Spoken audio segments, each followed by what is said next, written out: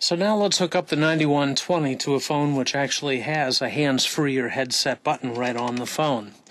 Now if this says hands-free, there's a chance that that hands-free button will also operate the speakerphone.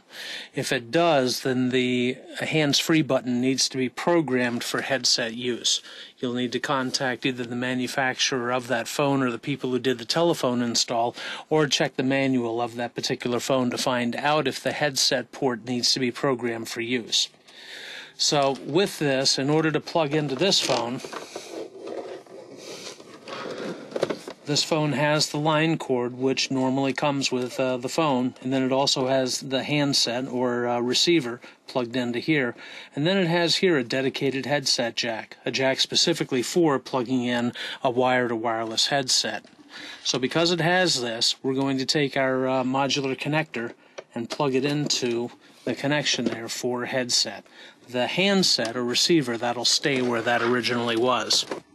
Now the other end of this cord will plug into the base of the 9120 where the picture of the full telephone is, right next to the pedestal stand. Once again, the handset or receiver, that stays where it originally was. Now we put the pedestal back on. So now in order to operate the phone, we can either pick up on the handset like we did before and it'll work normally, or we can take the headset out of the base and then push and release the headset button or hands-free button in order to activate the call to go through the base of the 9120 and then into the headset. Once again, if you don't hear anything right off in the headset, just press and release the multifunction button to make sure the headset is on, and then also check different settings on the compatibility wheel here. Most phones are all the way up to the top. Cisco phones are all the way up to the top and then down one.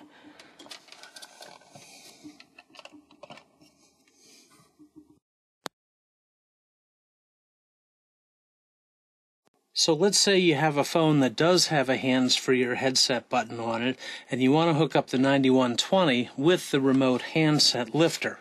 The remote handset lifter lifts physically and lowers the handset on and off the cradle. When it does that, it's pushing and releasing the hook switch button on the back of the phone. Because of that, if you're going to be using that, then you want to plug into where the handset or receiver normally plugs into, and not the dedicated headset jack. The reason is because the headset button on the phone, or hands-free button on the phone, sends the call through the dedicated headset jack on the back of the phone. Because you're using the lifter and this hook switch, you want to plug into where the handset or receiver goes, because this hook switch tells the phone to send the call through there and not through the dedicated headset jack. Okay, so if we're going to set this up for the remote handset lifter, then we are going to want to unplug the handset from where it normally plugs into, and then take the telephone cord or the modular cord that came with the 9120 and not plug it into the dedicated headset port, but plug it into where the handset normally goes. Okay, we're going to turn it back over and then plug the other end of this into the base of the 9120 where the picture of the full telephone is. Then the handset or receiver, or curly cord, plugs into where just the handset or receiver is, all the way on the end. We're going to take the remote handset lifter while we have the base off and plug that into the auxiliary port of the 9120. This does not plug into the phone. Now we will get the pedestal back on.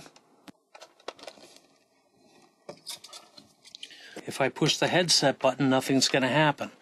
When I lift up on the handset and then take the headset out of the base, because I'm plugged into where the handset normally goes in, the call will then go to the headset. Okay? Once I have that hooked up, now I can take the remote handset lifter and then adapt it to the phone. Peel off the double-sided sticky tape on the back.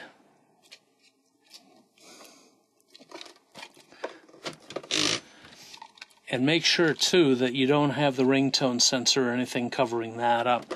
Most phones have their speakerphone right here, and that's where the ring comes through. This ringtone sensor wants to be able to hear that.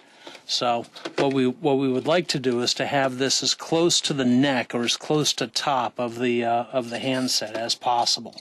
So let's put that on there, and then we will adapt it there.